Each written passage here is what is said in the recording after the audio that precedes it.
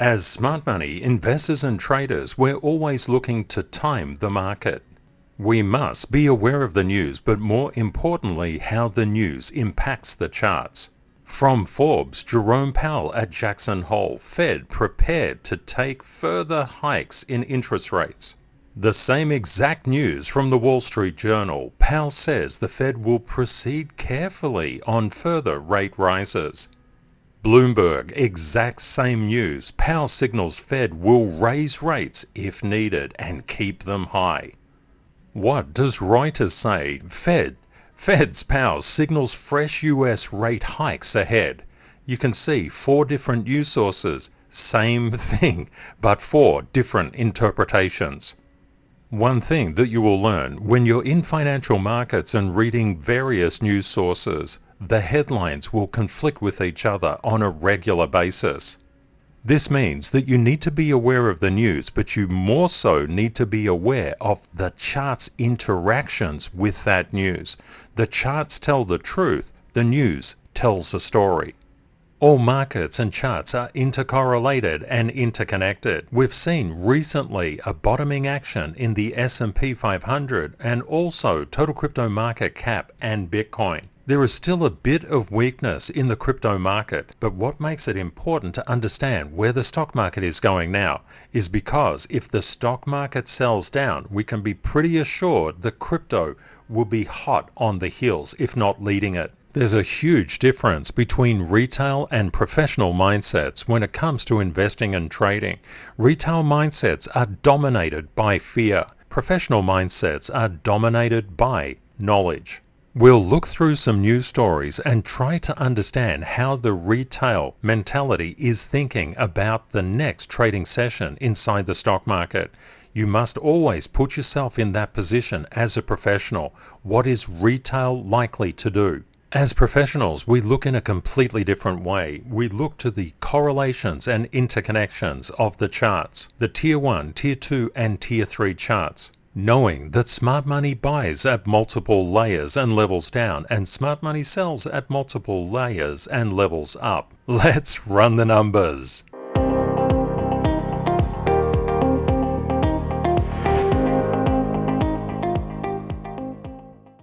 There are 2 different groups inside financial markets, the professionals and retail. Retail are on their way to becoming professionals, but the concept is professionals think about financial markets in a completely different way than retail does. First of all, professionals understand the market pulse. They look into CTKS structure. They understand what the charts are actually telling them. And why do they need to do that? Because as you've just seen, 4 different news sources, same event, 4 different interpretations. Which one is correct? Professionals are mindful about the news, but they let price be the reality. They look at the charts and the intercorrelations and interdependencies between charts, and that's what makes up their mind, not what some news source tells them. The other thing to realize, professionals know that the institutions can actually make the news. They can make the markets go red and they can make the markets go green. Therefore, it's all about 3-dimensional risk management, having high levels of knowledge, doing the analysis, and being very patient, being independent, getting on the right side of the percentage on the way in and the way out. Retail has a very different mindset. Retail gets attracted into the market when it goes green, and especially when it goes green for a long period of time. It becomes a sure thing. No such thing in financial markets, unfortunately. Retail is driven by fear. Professionals are driven by knowledge. When retail is driven by fear, fear of missing out or fear, uncertainty, and doubt, it's a very, very high anxiety and stressful place to live. There is a much, much better way, but it requires knowledge.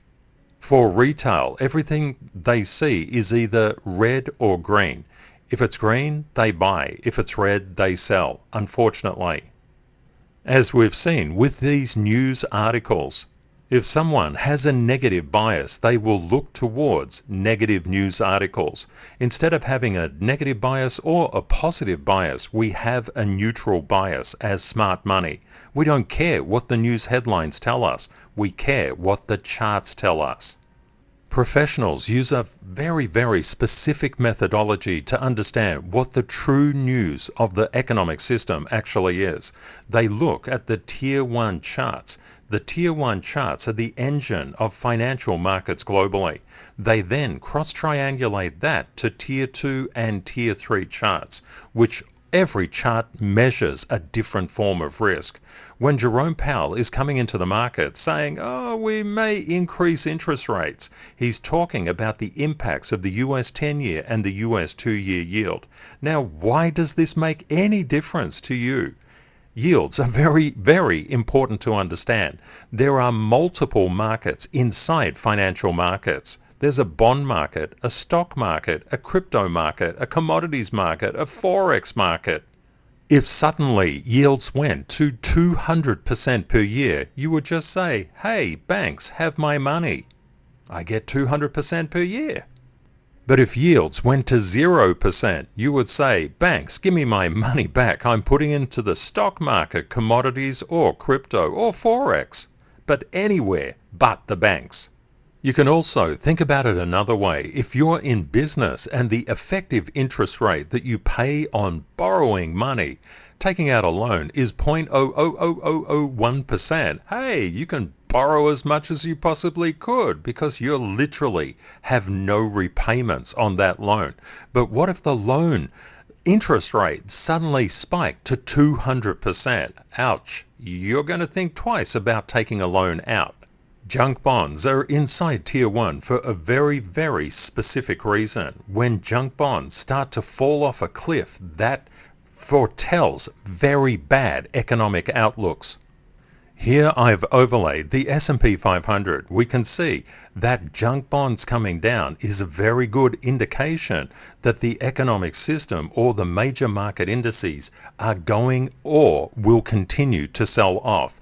But as junk bonds start to recover, that's often a turning point. Bitcoin and crypto are high-risk asset classes. We often see weakness in the crypto asset classes before we see weaknesses in either the S&P 500 or junk bonds. This is something to bear in mind as well. But crypto is often the first to recover. When looking at the US 2-year yield, the US 10-year yield, and junk bonds all together, what we often see is weakness in the US 2-year, the US 10-year, before junk bonds starts to decay. It's very important to know these signals. We do a lot of this kind of analysis inside the masterclass. The key, therefore, when we're looking at junk bonds, high yield, non-investment grade bonds that actually have much higher risk, are they decaying right now? No, they're basing. They're almost getting ready for a takeoff. What does this mean to the markets? It means exactly what we saw here, but in inverse.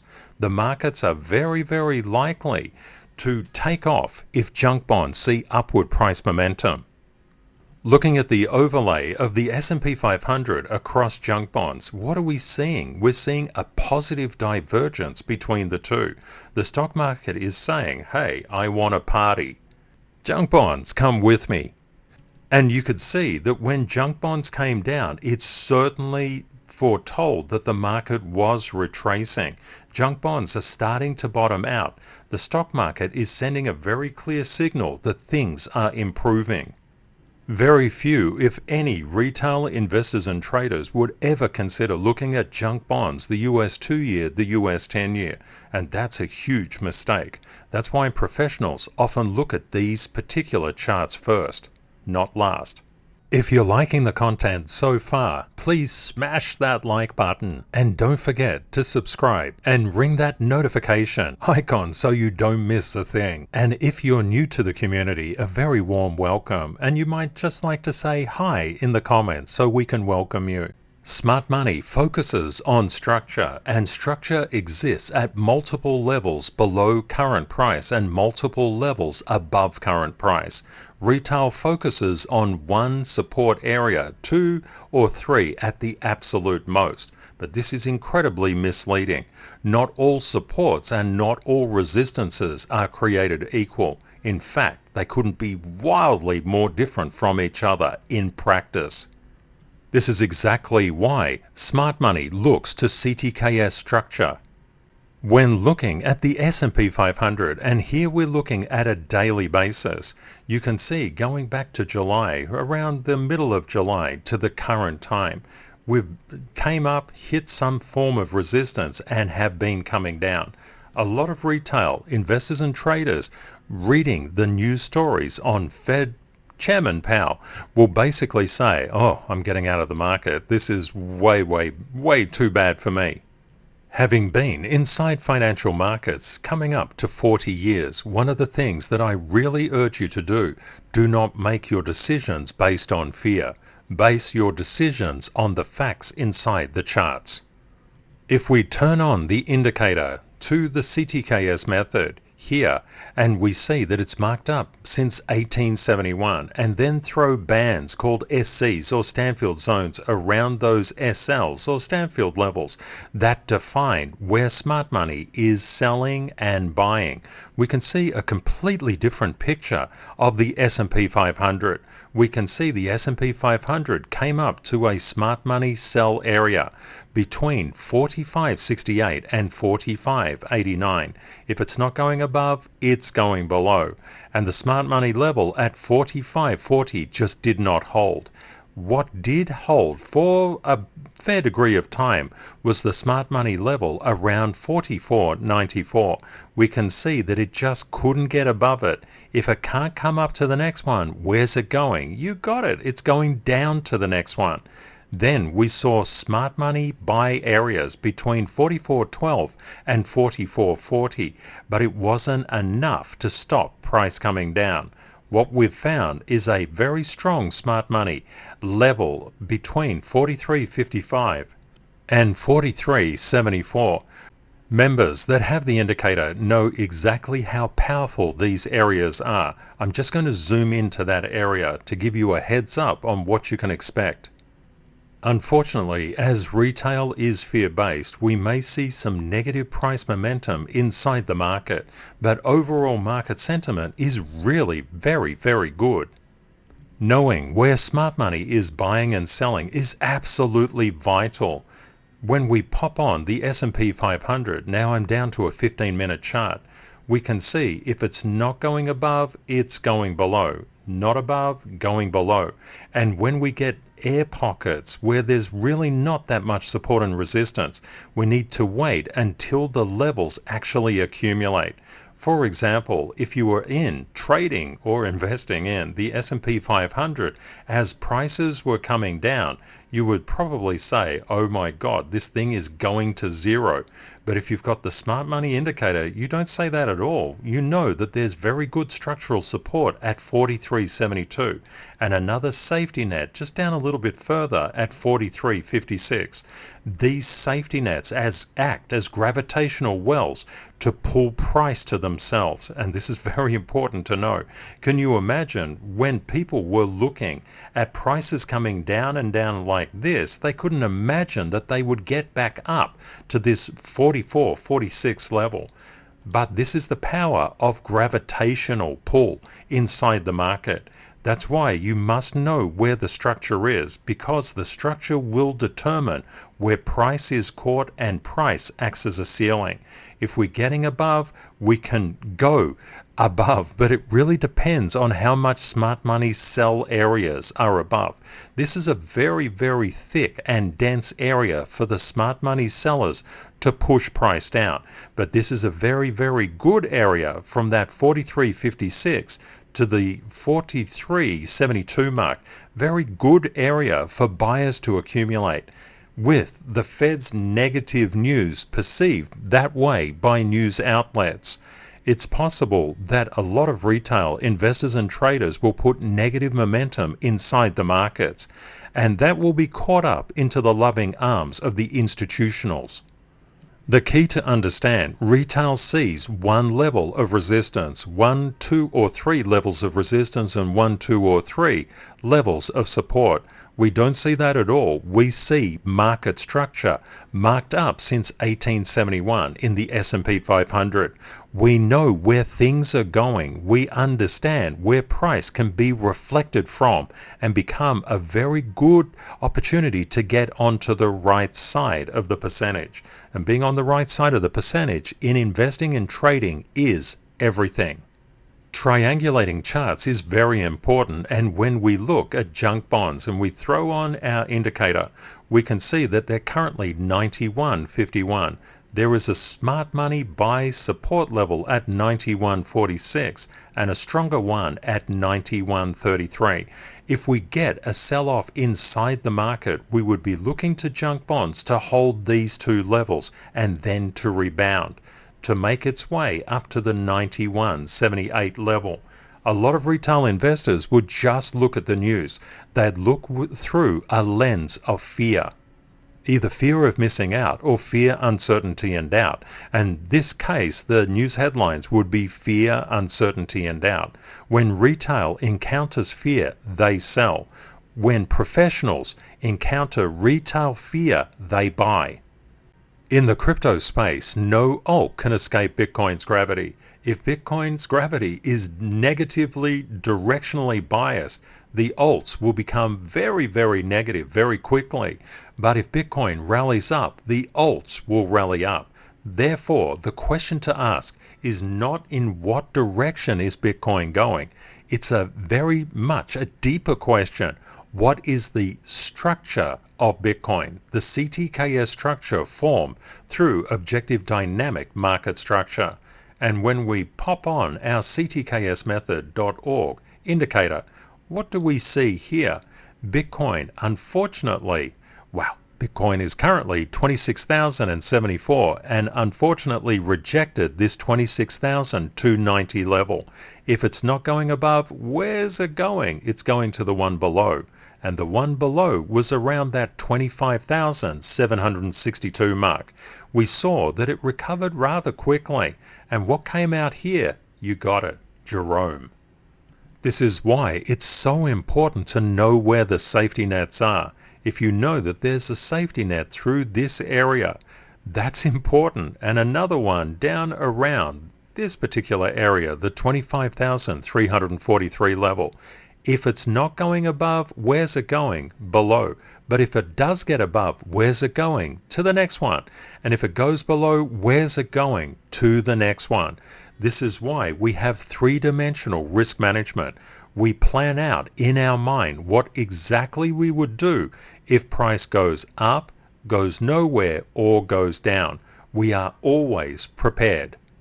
With Jerome Powell's news and typically the representation by the media of a fear-based story and rates just increasing, staying higher for longer, all of that kind of stuff, what do you think will happen to the retail herd? They'll basically sell down. They'll say, no, Jerome is increasing interest rates. I heard my cousin's uncle's brother's sister said that that's not a good thing, so I'm going to sell out. Instead, what do professionals do? They don't listen to anybody except the charts and their knowledge, and they focus on their knowledge. They say, where is the structure? Well, there's structure at 25,762 and also down lower at this 25,346 level. They would say, if Bitcoin comes down, I'm looking at these two levels. And of course, if you're a member of the service, you can see the levels below and above as well. Using three-dimensional risk management, we hold three simultaneous perspectives, and we know that if the institutions feel that retail will sell off, they will also know that the gamblers will get into high leverage, expecting the money, the market, to short itself down and therefore make a killing. And when people think that they're going to make a killing, often they're correct, and what's being killed is their account. And a very special call out to John. John loves my quotes. He's a genius at identifying them. Well done, my friend. And thank you so much to Oscar for your very kind comments. We know that we can't just look at Bitcoin if we want to try to understand where the crypto market is going. We must also look at total. And just a call out to Steve and Mary Allen, who are absolute legends when it comes to buying on red and selling on green.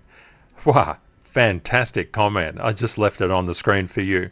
Let's turn on the CTKS structure. What do we see? The total crypto market cap is currently 1.031 trillion, and we've got a very nice level of smart money buy support just a little below that at 1.019 trillion. If the market comes down, it's likely to get caught here. And if you would like to see the other levels, you can go across to ctksmethod.org and get the indicator. We know that no alt can escape Bitcoin's gravity. Therefore, we look at the alts because the alts can give us an indication if they're gaining strength or gaining weakness. What's Ethereum doing? Oh, it's gaining strength. What about Binance Coin? Gaining strength. XRP, just aligning at the moment. ADA has a slight degree of strength. Doge is starting to bark. What about Solana? Just following Bitcoin's gravitational pull. And Tron is always shining in the darkness. Looking at the crypto market, we can see across the board, Bitcoin is just slightly down, but there's some degree of green inside the market.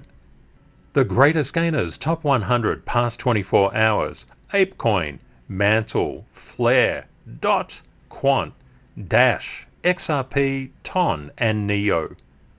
The greatest losers past 24 hours, Optimism, Pepe, LDO, Fracshare, KuCoin Token, ARB, HBAR, Solana, and the Graph. If you're into Solana, which is currently $20 and $25.61, some levels of support that you may like to keep your eyes on, and this is structural support through the CTKS method. One at 20.0927 and a lower one at 19.6900. We also have smart money sell resistance at around the 20.7496 mark, and quite a bit of resistance up at the 21.12 mark. So just keep your eyes on these four levels. If this kind of analysis helps and you would like me to do some specific crypto tokens, please let me know. Let's have a quick look at ADA. ADA has smart money resistance at that 26.12 level and up higher at 26.72. It has smart money buy areas at 25.76 and quite a strong one down here at around 24.59. What we can see always with price action, if it can't get above, it's going below. But if it does get above, it's going to the next one. And if it does get below, it's going to the next one. Always keep this in your mind. ADA is currently $25.90. Looking at Litecoin, which is currently $65 even, we have substantial smart money support at $64.72 and lower at around that $64 mark. We know that this very strong level could in fact hold Litecoin's price momentum if it comes down. What do we know? If it comes down and it can't make it up, it's going down to the next one. What about the higher levels of resistance? We can see on Litecoin, there's a smart money sell area at 65.45, and that is quite a strong one, and then a lighter one up at 66.19. We know that if price can't get above, it's going below. If it can't get above this particular smart money buy area at 64.72, we're going to see it going down. But if it can get above, we would expect it to retest this $65 mark and then make its way up to the 66. Always keep that in mind. If it's not going above, it's going below. And if it can't hold that below, it's going to the next one. But if it can, it's coming back. Looking at Doge with the CTKSmethod.org indicator on, we can see Doge is currently 62.80. We've seen that Doge has held this smart money level at 61.77 very, very well. We've seen that a number of times. And we also know that there's a smart money buy area at 62.56. We also know that price is always moving SL to SL, and there's another smart money level at 63.57. That's a resistance level, and then up further at approximately 64.57. We know if it's not going below, it's going above. But if it can't get above, it's going below. It's a very, very simple rule. And price is always moving SL to SL. We see it all the time. SL to SL, SL to SL, SL to SL. We see a number of positive indications that Doge actually may be seeking to head up to this higher level above, just approximately 63.57. And you can get this own indicator to overlay on your charts, and you will see much more of the smart money structure for Doge.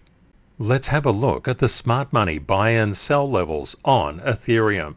And just if you are interested in becoming a member of the service, you can see all of these indicators are included in a very, very low monthly price, but that price is increasing. If you want to get in as a foundation member, I would suggest you move very, very quickly because that won't last. When looking at the safety nets and ceilings with Ethereum, just popping on the indicator, we can see Ethereum is currently 1652. At 1644, there is a structural smart money buy area, and you can see that's held up very, very nicely. You can also see that literally at current price, at 1651, there is a smart money now buy level. Now this is really interesting because you can get wavering around a specific area like you see here. It doesn't mean it's invalidated as a buy area, so something to just bear in mind. We have a smart money sell area at 1676 and very strong, very nice to see, smart money buy area at 1624. The reason that you want to know where the ceilings are and where the safety nets are inside market structure is because if you don't know, you're just guessing. Can you imagine if you were getting into ETH around here and you saw the price just push up, but you didn't know that there was a ceiling, a smart money resistance above it? You could have got trapped in that particular area. It's much better to average your buy prices in at lower levels. Professionals do not gamble, they do not guess. They lean into risk because they know what they're doing. When we pop on the indicator for XRP, we see a very different market structure. And this is what you'll see across all of the alts, across commodities, across FOREX, across the indices, stocks, so many things. They all have their unique structure. And XRP here is marked up with the CTKS method since 2013. What we see with XRP, there's literally a smart money buy area at 52.29 and one just below it at 52.18. These are both really good confluences of buy pressure inside the market.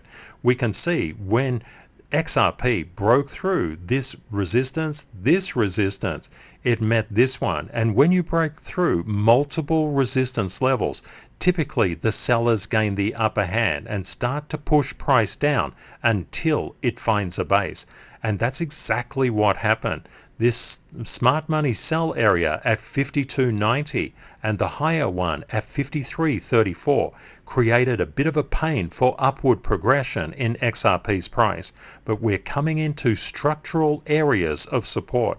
It doesn't mean it's going to hit structure and just rebound. You can see structure can get passed through. It just depends on how much panic retail has. If there is a specific Tier 1, Tier 2 or Tier 3 chart that you would like me to analyze in the way that I've been analyzing cryptos, please let me know in the comments. When you're a professional trader or investor, you're always trying to put your mind into the mindset of the retail herd. Why is that important? Because you need to think about what other people are doing. You don't hold on to your position too tightly. You think, how will others be reacting? And when we look across the news stories, and it's exactly the same news that we're looking at, you can see it's being interpreted in a wildly different way from a variety of different news outlets, something that you must always bear in mind. That's why we look at the structure of the charts, because news headlines are sensationalistic, and they always have been, and they're written to elicit fear of missing out or fear, uncertainty and doubt. Professionals always buy at levels and layers down. They know how the charts intercorrelate and interconnect, and those connections are always shifting. But one thing is for sure, no alt can escape Bitcoin's gravity. We see it play out every single day. In the comments today, please let me know, how do you think retail will react across the weekend and when the stock market opens? As professionals, this is not an academic exercise. The CTKS code is very important to your long-term success. Knowing that you control the trade or investment, but the market controls the return, and that return is always based on your knowledge and your courage. Your returns are inversely proportional to fear. If you're afraid, your account will show it through losses. This is why it's so important to combat fear with courage. The foundation of courage is an abundance mindset. The foundation of fear is a scarcity mindset. When people think from a terms of abundance, they can fulfill positive excellence. Fear, in order to live, needs negative excellence behaviors. All of these behaviors result from scarcity thinking. And scarcity thinking is how people are programmed, literally from birth. Unfortunately, applying negative excellence thinking inside financial markets will destroy your capital. In the non-financial market world, if you want it all and you want it all now, you're called ambitious. Inside financial markets, scarcity thinking dominates Zone 1 and Zone 2. That's the panic zone and the blame zone. These are both low knowledge zones. Zone 3 and Zone 4 are the learning and knowledge zones. They're also the emotional mastery zone. In order to master fear, we must control our emotional state. We're only entitled to what we've put in the hard work to get. Zone 3 and Zone 4 thinking actually protect you from scammers. Scammers will promise the world, but the truth is you have to work hard for everything you get in this world. On a different world it may be different, but on Earth you really have to work hard. You have to invest your time and your effort and your energy to learn new things. Long-time Global Family members know that unearned is returned. And earning requires continuous learning, courage, and integrity. If you misapply your knowledge, or you do things that fall into negative excellence, your earnings will be taken from you. This is just a law of life. It doesn't happen immediately, but it will happen. As the majority of people are brought up with scarcity thinking, they develop that negative habit of thinking that the world is against them. The world isn't against anyone. We can only be against ourselves. When we start to learn, we start to understand that there's no right or wrong, there's just learning. Learning takes time and patience, dedication and commitment.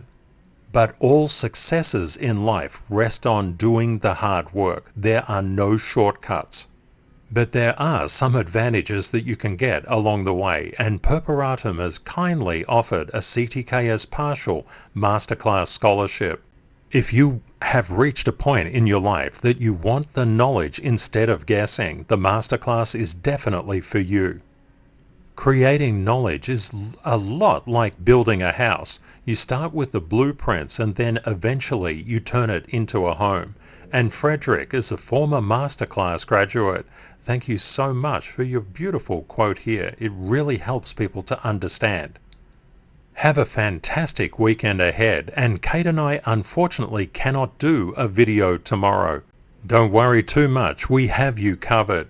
If you go back and have a look at episode 988, 987, and also episode 950 and episode 949, we have you covered.